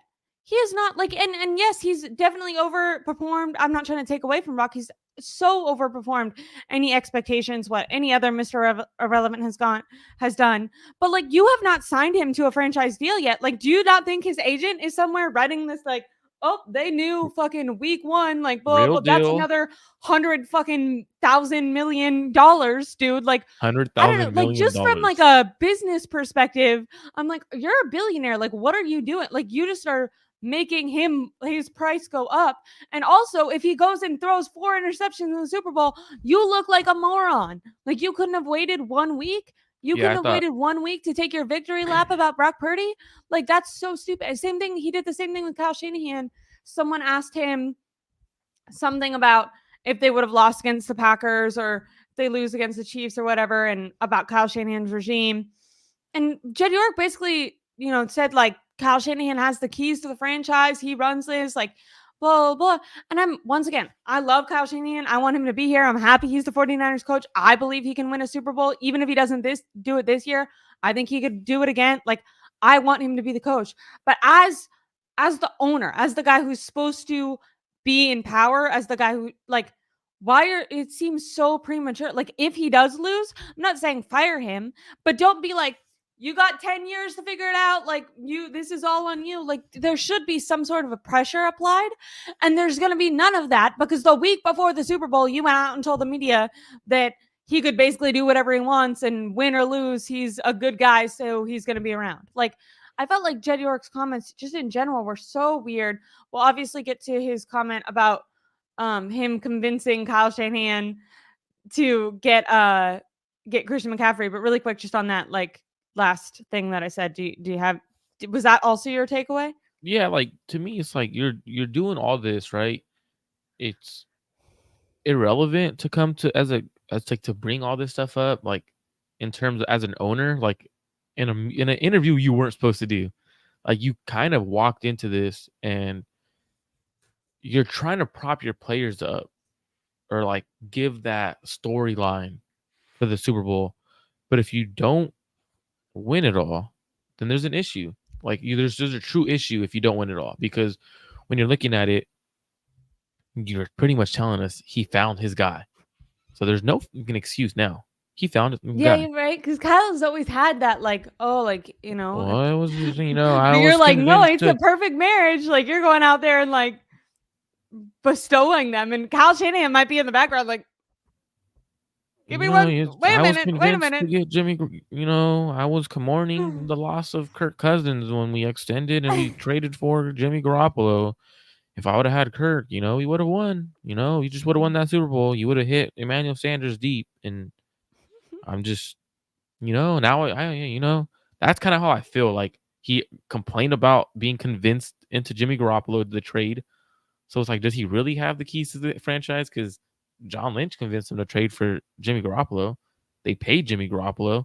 If he had to be convinced when his plan all along was Yeah, to I get know. Kirk Cousins, like, hold up, let's talk about it. And like to me, I'm like, and then Jed York when he talked about that being like how they had him like at this high and how they knew, okay, you might have known, but it's like there's no point to say that. It would be much better for him to say this at at a Super Bowl fucking parade. Yeah. Yeah. Or Yeah. like Yeah. after Yeah. you win the Super Bowl and you look over to John That Lynch was on the my thought. podium. That was so my thought. Like my thought wasn't that it's unacceptable for him to say these things ever. My thought was, why are you saying this now? Like this can all backfire. Like it just sounds like someone taking like celebrating winning the race a mile before the race is done. You know what I mean? Being like, I made it to Mhm. the top of Mount Everest before you're at the top of Mount Everest. Like celebrating a deal before it's done. Like Fred Warner himself kind of talked about being scarred with the last Super Bowl victory, and now whenever he's in a game, even if they're winning, like he doesn't celebrate until the game is over. And it feels like Jed York like didn't learn that lesson. Like he's celebrating with 10 minutes left in the fourth quarter still, and he's like, "Well, we're up," and it's like, "No, like what are you doing? The But he game is was not planning. over yet." Remember, when he even said during that Super Bowl up 10, he looked over to his son. Is like, we're gonna have a parade. Yeah, yeah, yeah. You're thinking about the parade with like 10 minutes left in the game. Like anything could happen. So for me, I do think the comments were not timed well. Like I think he should have waited. Um, Yeah. I think it would have been a lot better, like to say it after the season. Like hey, you know what? Credit to Kyle and John. They knew from the get go that Brock Purdy was just good. But instead, he came out and said it before. And then I thought Peter King also said, Which acted like it just felt like he wanted his flowers before like it was just so weird. Like I'm like, it's why are you also an needing this owner. credit now? Maybe it's something like if they were to win the Super Bowl, then all the attention is kind of on the team and the win, where Jed York wants to, if they win, kind of have some credit. Like what he said is going to be more prevalent in people's minds because he just talked. But yeah, I don't think he thought about it in the other way where then if you lose, you look really dumb right now. And I think it's also like because he did say like how the Kyle Shanahan stuff. I do felt like he kind of came off the wrong way because it kind of sounded like he's an owner who is content with just making the NFC Championship games and not He winning the totally Super Bowl. Like, did. hey, you know what? As long Totally. as we're pretty much to me, the way it sounded was as long as we're hosting playoff games and putting seats in fans in seats, I'm good. I'm making That's good what he money. said. Yeah, yeah, yeah. Like that's what it sounded I don't. like. Yeah, I had that same exact takeaway. Like he So was like completely smitten with whether or not they won next week or not, and that Kyle Shanahan and Brock Purdy and John Lynch and they could do whatever they wanted because the team's having success and they're more than happy with it. And it's like, what? Like even if you feel that way privately, like, hey, we're making money, like don't give that as the outward appearance. Like you want your fans to think like this is a organization that has a standard of Super Bowls. Like we're not the freaking, Bears or whatever. I don't know what some stupid, the Lions that are happy to be here. Like for the 49ers, this is not enough. And that should be the, um, like, yeah, that should just be the standard that you're holding people to. Something else that I thought really quick that was interesting that Jed York said was that Kyle Shanahan had to be convinced into trading for Christian McCaffrey, and that Jed York and John Lynch, they just really understood that the sacrifice was going to be worth it. Um, I don't know if this is fair, but when you're a kid and I wanted a cell phone.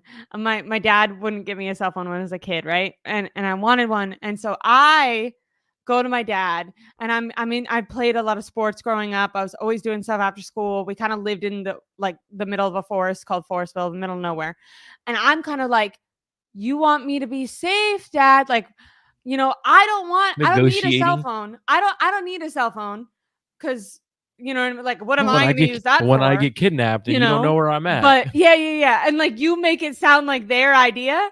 Like I'm almost wondering because Kyle Shanahan, like if that trade, like I wonder if Kyle Shanahan was more like wanted the Christian McCaffrey trade more than maybe he led on to Jed York. But like he's the offensive guy. That's a ton of assets that's going to be, taken away from his defense.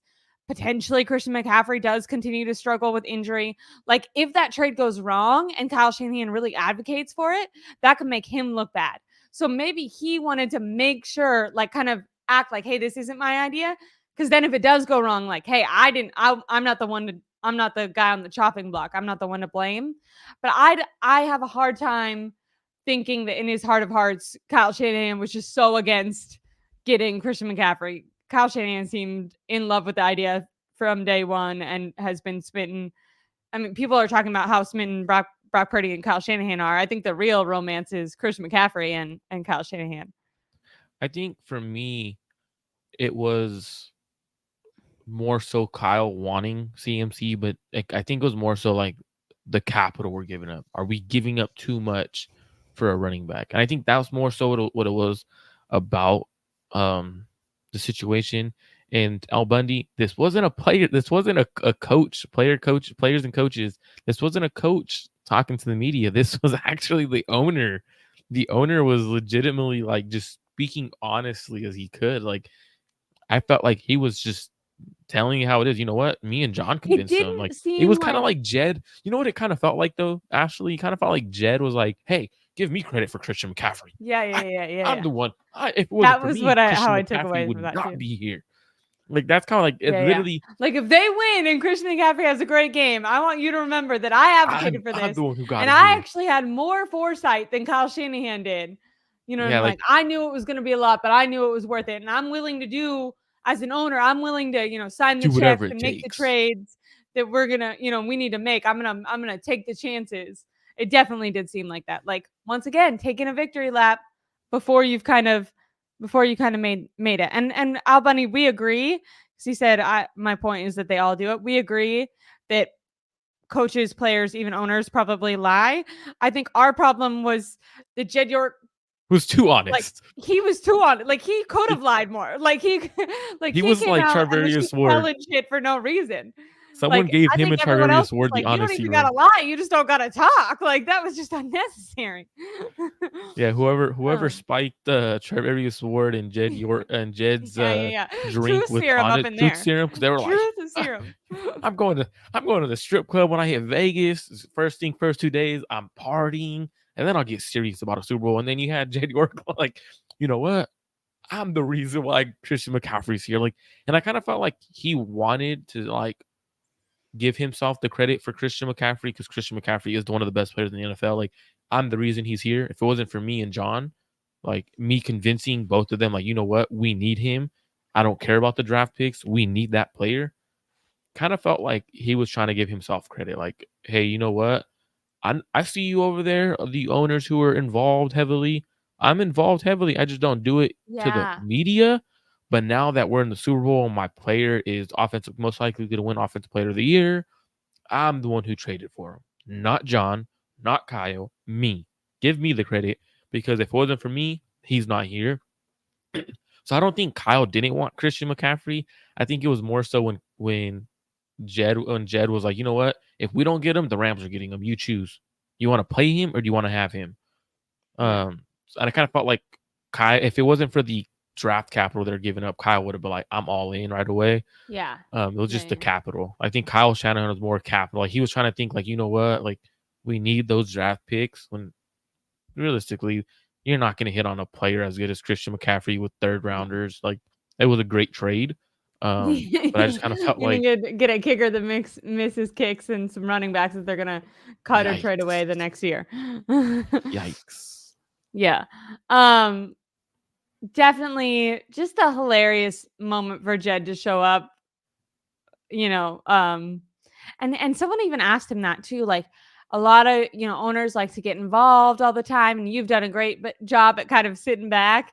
And he let it slip. You know what I mean? Like he let it slip. Like he was like, if it was up to me, I would love to talk all the time. I think he realized maybe with his interactions with with Hardball and everything that he needed to take a step back. But I think his desires might have came out a little bit this week. We saw a little bit about who Jed York wants to be. Really quick, is this fake news? I haven't read this. Have you?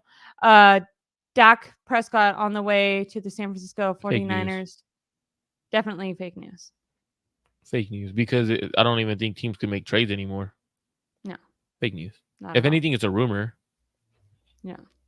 Did you see though? He did post. I didn't understand if it was a joke or what it was about. He did. Dak Prescott did just on Twitter post the Super Bowl the advertisement for the Super Bowl. Did you see that? It was so weird. I didn't. No words. Nothing. It was just, and it was from his real account too. It was just him reposting the Super Bowl little flyer. You know what it could be though? It could be like his. I'm gonna be here one time. Like like kind of like some players are like, I'm Yeah. gonna post this so I know I'm gonna pin it to my. I'm gonna make this like either it's his Jalen Hurts moment where Yeah, yeah, yeah. his screensaver is the Chiefs confetti while he's walking off the field falling like as like a motivational thing. So I will yeah. say I know Jalen Hurts took a step back this year as a quarterback and with his play and everything, but he did put out like he did some sort of pairing with Apple Music and he put out a whole like playlist type thing. It was supposed to be songs that he listened to before a game, which I unless he's like I don't know, a psychopath because it was just a ton of like really nice like R&B like romance songs, like just throwbacks. But I freaking it was like Al Green, Anita Baker. Like I listen to this, the Deli. Like I listen to these songs all the time. His Okay. playlist was fire. So maybe he went, might have gone down a little bit with his play. But anyone who hasn't listened to Jalen Hurts' playlist on Apple Music, super good. Now the fact that he said that it gets him hyped for game day and it's like songs that I would cry to, a little weird, but it's fine. It might be stuff that just gets him super calm, Yeah, yeah, yeah. That's probably true. super That's probably true. relaxed. And maybe like I feel like that's probably true, right? Because you don't want to be too hyped. I feel Yeah, like you want to. before big things, I always want to listen to it. Like I ran track in college, and they wouldn't let us during practice. They wouldn't let us because I went to community college first. So in community college, we used to be able to like nothing is serious there. So so you could do basically whatever the fuck you wanted at practice. And I would always listen to like kind of EDM music, Okay. And then when I ran at UCSB and they wouldn't let us listen to music because it like messes with your cadence. Dude, I did so much worse. I need someone like screaming in my ear, like run, like go faster, like a beat, all that. Yeah, so I was listening to this. I put it on in the gym because he was like, "This gets me hyped for the game," and I was like mid tears on the treadmill, and I was like, "Okay, well, I might just listen to this on a walk or something." But you're right. If you're a quarterback and you have to keep calm and be able to handle your emotions, maybe that's it. That was a big side note that no one cared about, but thought we were kind of getting close to closing this out. So started with some donut talk, ending with some music talk. Any other big topics? So much stuff happened this week. But I felt like we hit on some of the most important things. Any other topics that you wanted to hit on before we head out of here on this? Let people have a good Saturday afternoon or morning. No, yeah, I think we definitely talked everything we wanted to today. Definitely talked. Man, I think my main conversation I wanted to have was Jed York and Charvarius Ford, and you already had them lined up, so it was perfect. hell yeah, hell yeah. That and that Jed York press conference was hilarious. Really quick too, like we don't have to get into it, but the next day, which was yesterday, John Lynch came out and kind of had a follow-up press conference where he tried to talk everything down. And he was like, "We don't want to reminisce about the past. We don't want to hypothesize about the future. We're just getting ready for the game right now." And I felt like he was doing a little bit of damage control with that. Hey, He was asked about the he was doing a lot definitely of those good things.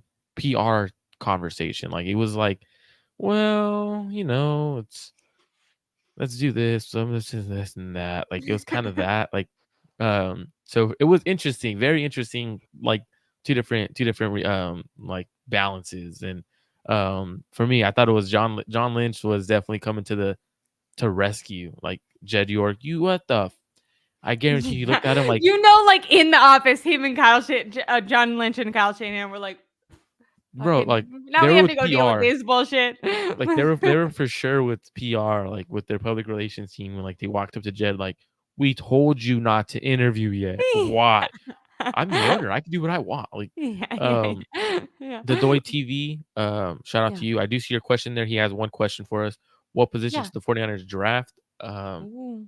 I've been doing a lot of like my draft stuff. I will be doing a live hopefully right after the Super Bowl. Like I think right after the Super Bowl, it's NFL draft season. Like for me, it already has been. I've been doing a lot of my scouting and evaluations on players. I definitely think offensive tackle. If For this sure. is the perfect opportunity to need a tackle in this draft class, there's a ton of tackles in this draft class. There's a few centers who I've already been watching that I really like. If you don't follow me on Twitter, I give out like a Senior Bowl winners list. Um, Al Bundy, you can't see the way TVs because he's linked on my YouTube channel, Clutch Gene Sport. So I believe that came from Clutch Oh. Genes. But for um, Everyone, by the way, make sure not only like and subscribe to my YouTube channel, Ashley Aireonna, but also to Clutch Gene Sports for Marco and all of his draft coverage too. thank you. So for on Twitter, I put out Senior Bowl winners and stuff like that. So for me, I like to watch Senior Bowl players closely, even more closely than usual, because the Niners love to pick from Senior Bowl players. That's something that they really love.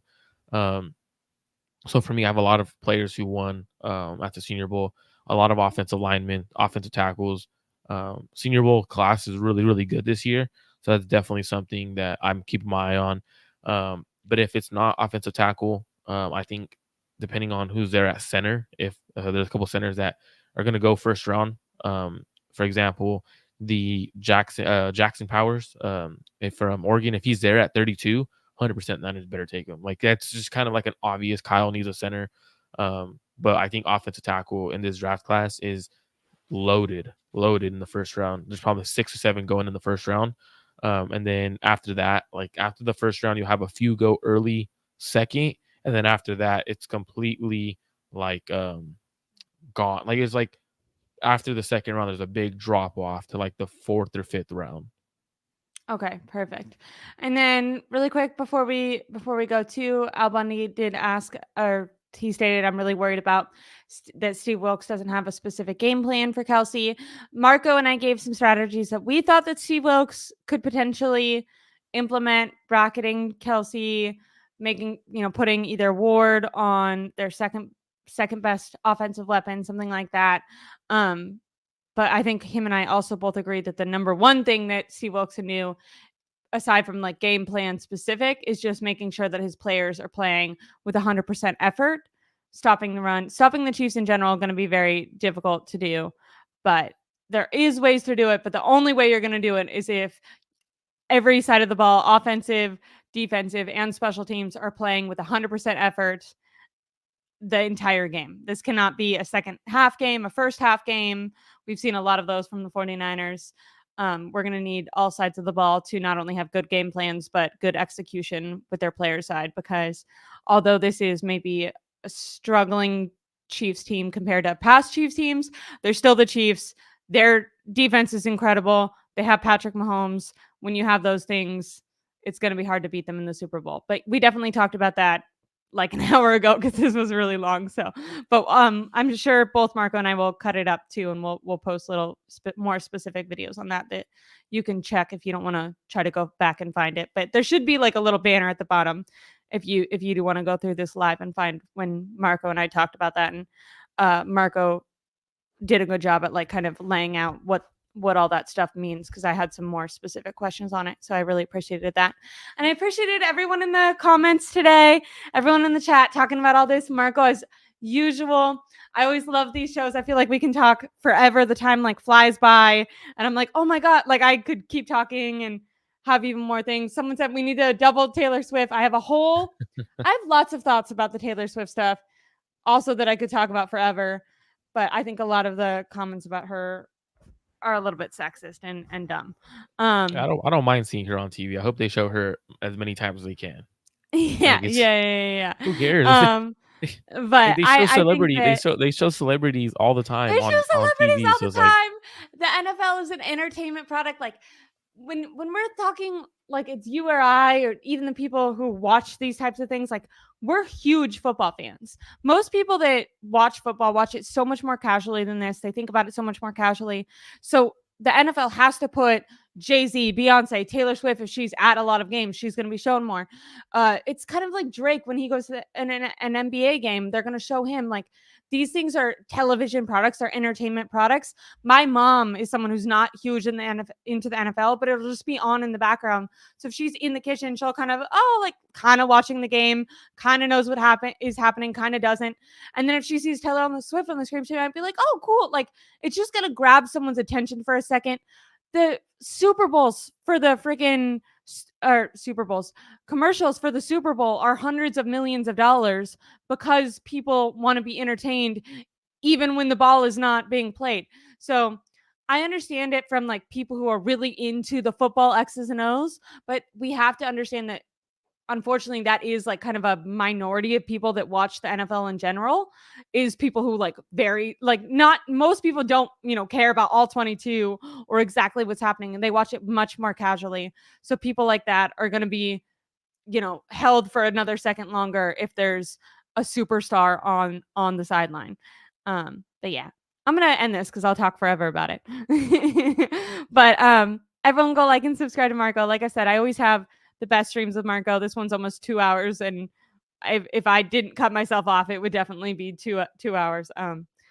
Always have such a great time talking with you, Marco. Thank you for being so flexible with me. I changed the time on Marco a bunch, so everyone make sure to not only like my YouTube video on my channel, Ashley Aireonna, but go over and give Marco a like because he did a great job at making sure that I could eat a bunch of chocolate before the stream. Thanks for having me on again. Yeah. Thank you so much, guys. Have a really nice Saturday. Be safe. Friggin' next time we talk to you, we're gonna be like 2 days out from the Super Bowl.